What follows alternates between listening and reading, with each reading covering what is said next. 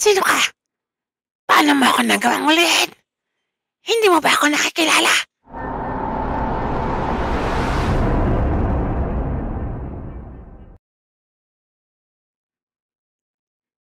Anong kailangan mo? Bakit ka nagtatago sa liwanag? Pag ako nakawala dito, tutuloyan ko yung pasyente mo at isasama na kita kung sino ka man.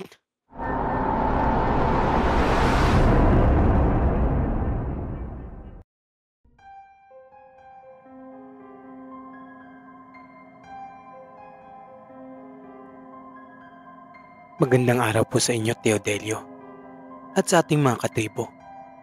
Itago niyo na lang po ako sa pangalang Janice. Hindi ko po tunay na pagkakailanlan. Ang istoryang ibabahagi ko po ay istorya ng aking tiyahin, na itago na lang din po natin sa pangalang Agnes. Ikaw na po ang bahalang magsaayos ng aking kwento, Teodelio. Salamat po. Hindi mo masasabi ang buhay kung kailan ka nito bibigyan ng pagsubok. Pagsubok na minsan ay susubok sa iyong pagkatao at sa tatag ng iyong pananampalataya sa Diyos na may likha.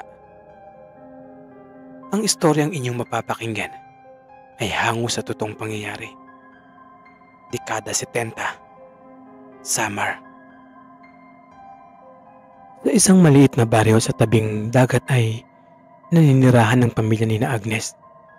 Hindi lamang sa ganda kilala si Agnes, pagkus ay sa ganda din ang asal nito at pakikisama sa mga tao, lalo na sa kanilang mga taga-baryo, partikular na sa kanyang mga kababata at kaibigan, ay mais ito makitungo.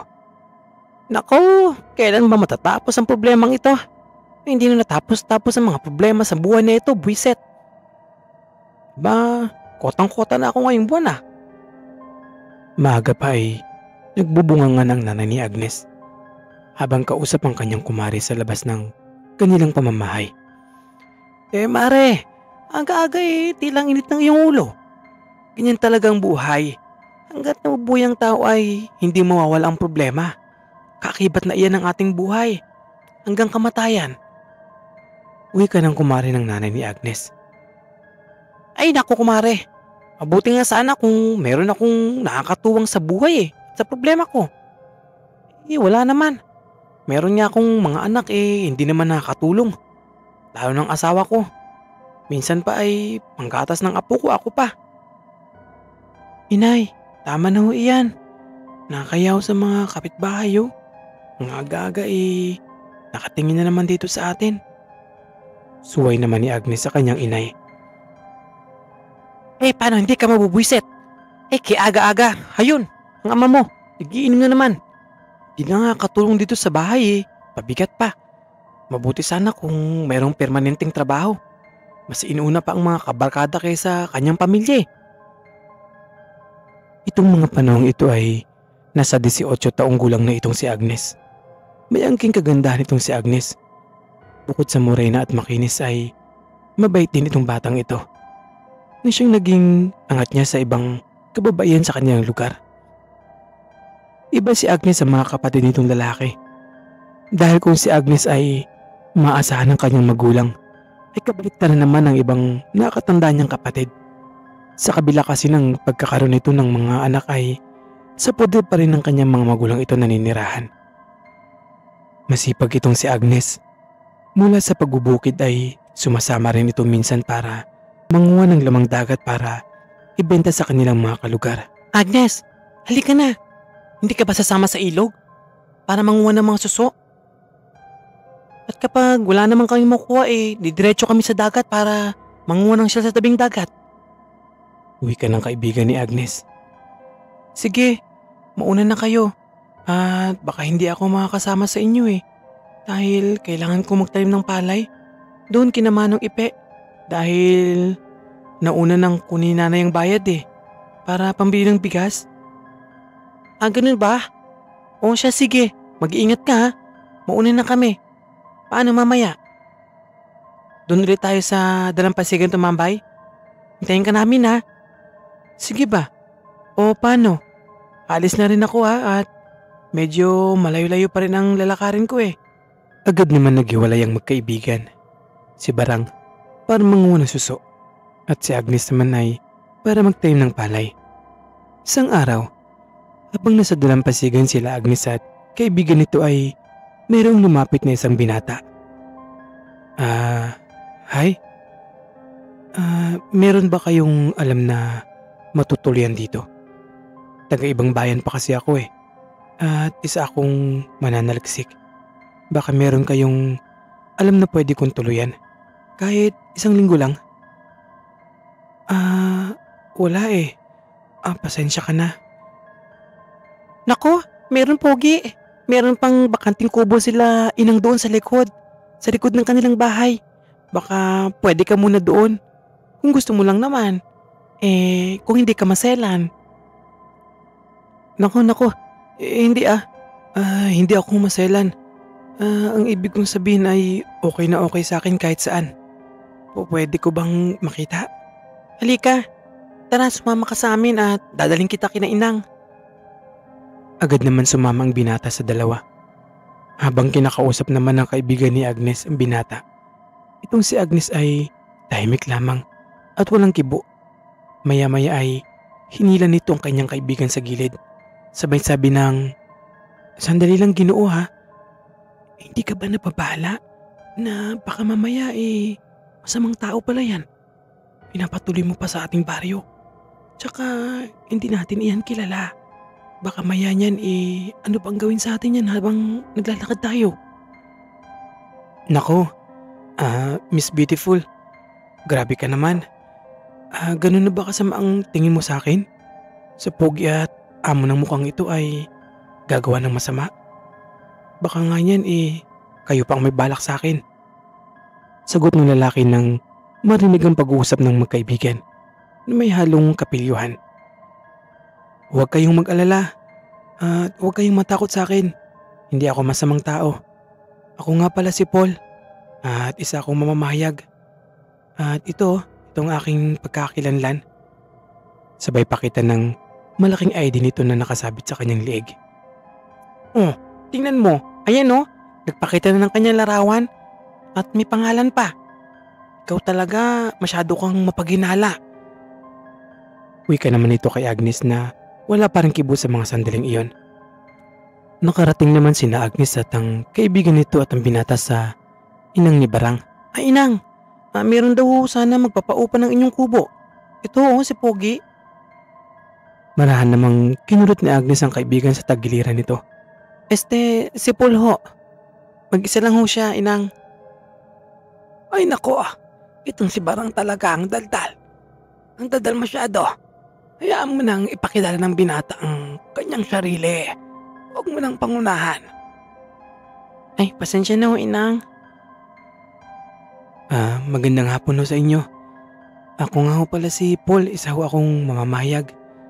At itong lugar po ninyo ang napili ng aking boss para magsaliksik tungkol sa inyong gawi at kultura. At patungkol din po sa mga aswang, barang at kulam. Mahabang paliwanag ni Paul. Ganun ba? Siya sige. Gamitin mo muna ang maliit na kubo dyan sa likurang bahagi ng aming bahay. Diyan natutulog ang asawa ko noong nabubuhay pa. Huwag kang mag-alala.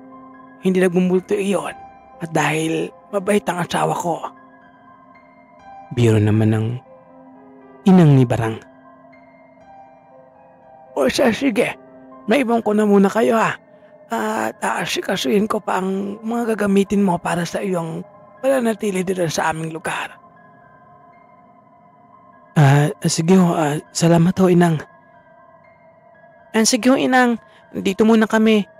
Agnes, diyan muna kayo ha. Sandali at gagawa kayo ng kape ni Paul. Sige. Maraming salamat, Barang ha. Pasensya ka na pala kanina, Agnes. Kung natakot kita ha. Hindi ko naman intensyon na takutin kayo eh. Ayos lang yun. Pasensya ka na rin. Medyo wala lang talaga ako tiwala sa mga kalalakihan. Pasensya ka na sa inasal ko ha. Natakot lang talaga ako kasi bihira ang mga lalaking tagalabas na napapadpad dito eh. Ganun ba? So ako pa lang ang unang lalaki na nakita mo na tagalabas? Oo, tama ka. Lumipas pa ang mga araw at tumagal pa si Paul sa lugar nila Agnes. At hindi nagtagal niligawan na nga ni Paul itong si Agnes. Dahil sino ba naman ang hindi mo humalin sa ganda at bait ng dalagang ito? Agnes, kung hindi mo mamamasamain gusto sana kitang ligawan. Kung maaari sana ay pahintulutan mo akong pumunta sa inyong bahay mamayang gabi. Kung ayos lang sa iyo. Pakiusap ni Paul kay Agnes na agad namang sinang-ayunan ni Agnes. Oo naman. Sino ba naman ako para tumanggi sa isang tulad mo? Habang nagkakamabutihan sina Agnes at Paul ay may isang tao palang hindi masaya sa relasyon ng dalawa. Ito si Margaret. Kababaryo nila Agnes na may lihim na pagtingin kay Paul. Isang araw, habang naglalakad sa dalampasigan si Agnes ay nakasalubong niya si Margaret. Uy Agnes, hindi ka ba nahiya na maging kasintahan si Paul? Hindi. Bakit? Bakit naman ako mahiya nagmamahal naman kami ni Paul. Mahal ko siya. At mahal niya ako. Ang kapal din ng mukha mo no? Naiibang ka na ba Agnes? Hindi mo ba alam na niligawan din ako ni Paul? At sabi niya sa akin mas gusto niya ang may pinag-aralan. So ngayon alam mo na. Alam mo na kung sino ang mas matimbang sa ating dalawa. Isiksik mo sa kokote mo. Pagmamalaki naman ni Margaret. Habang nakapimewang pa sa kanyang harapan. Hindi totoo yan. Sabay talikod ni Agnes at patakbong umuwi sa kanilang bahay. Kinagabihan ay pumunta si Paul kila Agnes dahil medyo maga ito nakauwi galing sa kabilang baryo para sa kanyang trabaho. Magandang gabi ho. Nandyan po ba si Agnes? Bungad na tanong ni Paul sa nanay ni Agnes na nag-iimis ng kanilang pinagkainan. Nandyan sa loob. Kaya na pa yan umiiyak. Ano bang ginawa mo Paul? May nahong tanong naman ng nanay ni Agnes. Wala ho tita. Hindi ko rin ho alam ang dahilan eh. Teka po at kakausapin ko. Mabuti pa nga. Agad naman pumunta si Paul sa kwarto ni Agnes at doon ay nadatan niya itong nakadaba at humihikbi. Agnes, mahal, bakit ka umiiyak? Anong nangyari? Dahil sa mabait nun si Agnes ay hindi ito gumawa ng iskandalo. May nahon pa rin siyang nakipag-usap kay Paul. Totoo ba Paul? Na hindi mo na ako mahal? Gusto mo ay edukada at may pinag-aralan? Mas gusto mo ba siya kaysa sa akin? Ha? Sino? Teka, sandali. Anong sinasabi mo mahal? Mas mahal mo ba si Margaret? Gusto mo? Gusto mo ba? Kayo na lang dalawa? Kung anong magiging pasya mo at sinasabi ng puso mo, sundin mo.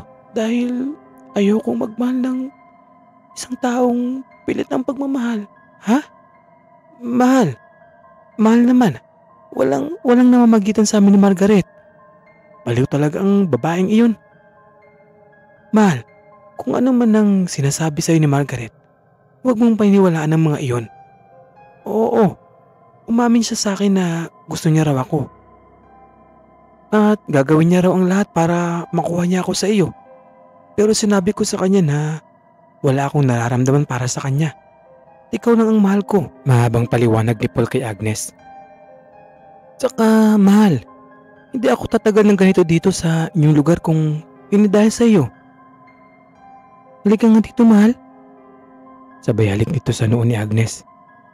Kinabukasan ay habang nag-i-interview si Paul ng isang taga-baryo ay nakita niya si Margaret na tila inaabangan siyang matapos nito. Maghahapon na din ang mga oras na iyon kaya pauwi na rin si Paul.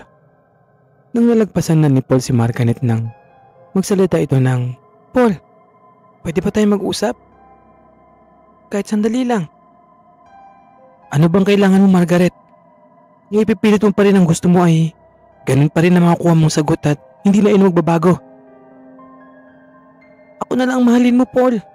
Masagit naman akong maganda kay Agnes, no? At may pinag-aralan pa. Kaysa dyan sa babaeng yan na hindi man lang nakatungtong ng kolehiyo. Iyan. Iyan ang malaking lamang sa'yo ni Agnes. Dahil si Agnes ay hindi mapagmata ng iba. Tsaka maganda si Agnes. Mapalabas man na anyo at kalooban nito. Ganun ba, Paul? Pagsisisihan mo ang araw na ito. Pagsisisihan mo dahil hindi mo ako pinili. Mga hayop kayo. Tumakbo naman paalis si Margaret habang umiiyak ito. Makalipas lamang ang isang linggo ay meron ng nararamdaman itong si Agnes sa kanyang tiyan. Noong una ay inakala lamang nila na ito ay simpleng sakit lamang ng tiyan. Agnes, nak, tingin kaya tayo sa doktor? Oh, wag na inay. Kaya ko pa naman ho. Tsaka pag uinom ako mamaya ng mga halamang gamot ay mawawala na ito. Sige anak, basta anak pag hindi mo na kaya magsabi ka ha. Ilang araw pang lumipas ay hindi naman gaanong sumasakit ang tiyan ni Agnes kapag umaga. Pero pagsapit ng hapon ay doon nagkakaroon ng di maipaliwanag na sakit at tila lumulobo ang tiyan nito. At pagsapit naman ng umaga ay nawawala ito at bumabalik sa normal ang laki ng tiyan nito. Aray, nay, ang sakit ng tiyan ko. Parang mahapdi na hindi ko maintindihan. Tsaka nay, noong umihi ako ay meron akong naamoy na maalat at parang may napansin din akong pinong buhangin na lumalabas. Ha? Bakit nagkaganon anak? Ano bang nakain mo? Saan ka ba pumunta? Sandali at tatawagin ko si Manay Inda. Mga ilang minuto pa at nakarating na si Manay Inda sa bahay nila Agnes. Naabutan niya itong namimilipit sa sakit. Kumusta ang pakiramdam mo, Iha? Sobrang sakit ho, Manay Inda. Ang sakit ng akin tiyan, parang may umalog na tubig sa loob Pagkahawak ni Manay Inda sa tiyan ni Agnes ay napawi ka naman ito ng, Aba, Iha, merong naiinggit sa iyo at nagawa ka pang ipakulam. Kulam sa dagat.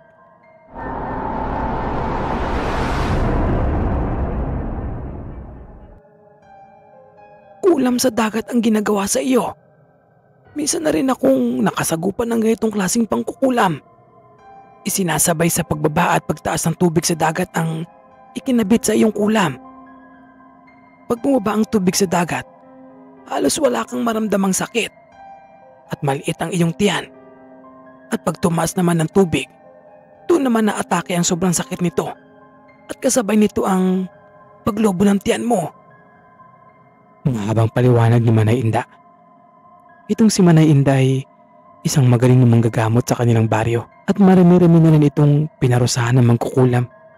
Ang iba naman ay pinatay niya dahil sa tindi ng ginawa nito. Mawalang galang na ho, Manay Inda. Ano po ang kailangan gawin para ho gumaling si Agnes? Singit naman ni Paul habang hinahawakan sa tiyan si Agnes. Ako na ang bahala. Tatawagin ko ang mangkukulam para makausap ko ito. At sino ang gumawa nito sa iyo, Iha? Nang biglang magsabi ang matanda ng, Kaya mo ba iho maging medium? Sa iyo ko pa sasapiin ang mangkukulam. Mukhang sa tingin ko ay kaya mo naman.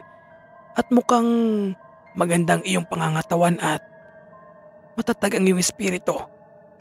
Pero nasa sa iyo. Nasa sa iyo kung gugus. Oo, sige ho. Wala akong problema, Manay Inda. Mabilis namang sagot ni Paul. Sige, bukas. Bukas ng 6:00 ng hapon natin gagawin ang pagtatawag sa kaluluwa ng mangkukulam. Ihanda mong iyong sarili dahil hindi magiging madali ang gagawin natin. Sige ho, Manay Inda. Maghahanda ho ako. Kinabukasan ng hapon ay maaga namang sinimula ni Manay Inda ang pagpapasapi sa kaluluwa. sa kaluluwa ng mangkukulam. Pasasapiin niya ito sa katawan ni Paul. Maganda ka na, Paul, at magsisimula na ako. Pagkalipas lamang ng ilang sandali, pagkatapos magdasal ni Manay Inda ay bigla naman nagsisigaw ang sa loob ni Paul. Sino ka? Paano mo ako nagawang ulihin? Hindi mo ba ako nakikilala? Mamaya, malalaman mo kung kilala kita o hindi. Pang-aasar naman ni Manay Inda sa mangkukulam. Anong kailangan mo? Bakit ka nagtatago sa liwanag? Pag ako nakawala dito, tutuluyan ko yung pasyente mo at isasama na kita kung sino ka man. Ang lakas din ng loob mo, ano? Hindi mo nga mabasag ang simpleng pagtatago na ginagawa ko. Papatayin mo pa ako? Bakit mo pinapahirapan ang batang ito? Ano ang ginawa nito sa'yo? Ha? Para bigyan mo ito ng ganitong uri ng kulam? Wala kang makukuhang sagot. Wala kang makukuhang sagot sa akin. Kung sino ka man. Kahit patayin mo pa ako, hindi ako magsasalita. Ganun ba? O siya, sige. Wala akong magagawa kundi ang patayin ka na lang. Nang biglang nagdasal si Manay Inda sa kanyang mga palad at nang akma nang hawakan ni Manay Inda ang ulo ni Paul ay biglang nagsabi ang mangkukulam ng, Sandali! Huwag mo akong papatayin. Magsasalita na ako. Sino? Sino ang nagpakulam sa iyo sa batang ito? Si Margaret. Pinakulam niya ito dahil naiinggit siya rito. At gusto niya itong panghina hanggang sa mamatay para sa lalaking ito. Pangako, pagkatapos nito ay tatanggalin ko agad ang kulam na ibinigay ko sa batang ito. Sigurado ka ba sa sinasabi mo? Tandaan mo, Miding. Nasa kabilang baryo ka lang. At markado ka na kung ano man ang gawin mong hindi maganda dito sa batang ito ay kaagad kang mamamatay. Kasama ng kaisa-isa mong anak. Iyan ang kasama ng sumpang ginawad ko sa iyo. Ginawa daw iyon ni Manay Inda upang hindi magtraidor ang mangkukulam sa kanyang pangako. At ilang nagulat pa ang mangkukulam na nasa loob ng katawan ni Paul dahil hindi siya makapaniwala na nakilala siya ni Manay Inda. Paano mo ako nakilala? Oo, pangako. Hindi ko na ito gagawin pa ulit. At hindi na ako gagawa ng masamang bagay sa aking kapwa. Pangako yan. Buhayin mo lamang ako. Pagkatapos ng kasunduan ay agad naman pinakawalan ni Manay Inda ang mangkukulam. At pagkatapos naman nun ay nagdasal naman siya pantawag ng kaluluwa ni Paul para bumalik ito sa katawan nito. Bagamat nangihina pa ay agad niya namang tinulungan si Agnes dahil nagsusuka ito ng tubig alat na may konting buhangin. Pagkatapos lamang nun ay parang wala naman nangyari kay Agnes dahil kaagad itong humingi ng makakain. Ilang araw pang lumipas ay bumalik na sa dating ganda si Agnes dahil halos 2 linggo rin siyang pinahirapan ng kulam na iyon. Pagkatapos ng gamutan na iyon ay nagpasya namang magpakasal sila Paul at Agnes. Ang mangkukulam naman ay isinuko nito ang mga gamit kay Manay Inda at nag-aral ito sa ilalim nito. At alam niyo ba kung ano nangyari kay Margaret? Pumangit ang balat nito. Kung dati ay makinis ito, napalitan ito ng bitak-bitak. Alam niyong sa lupa kapag natuyo na, ganoon na ganoon lang nangyari sa kanyang balat. Dahil iyon pala ang kapalit ng sumpa kapag hindi natupad ang kagustuhan nito. Subalit dahil sa likas na kay Agnes ang pagiging mabuting tao ay ito na mismo ang lumapit kay Manay Inda para magpagamot dito. Gumaling naman si Margaret pero naiwan doon ang mga bakas ng sumpang bumalot sa kanya kapalit ng kanyang pagiging inggitera at mapagmataas sa kapwa. Hanggang dito na lang po, Tio Delio. Sana po ay nagustuhan ninyo ang kwentong ito. Yun, iba talaga ang nagagawa ng pag-ibig ng mga katribo. Kaya nga meron tayong kasabihan na alang-alang sa pag-ibig ay gagawin mo ang lahat, hamakin mo ang lahat. Malas lang nitong si Margaret dahil nagpadala siya sa inggit at galit Mabuti na lang at doon sila kitong puso ni Agnes. So ayun mga katribo, kayo ano sa palagay ninyo? Muli, ito ang inyong Tio Telio.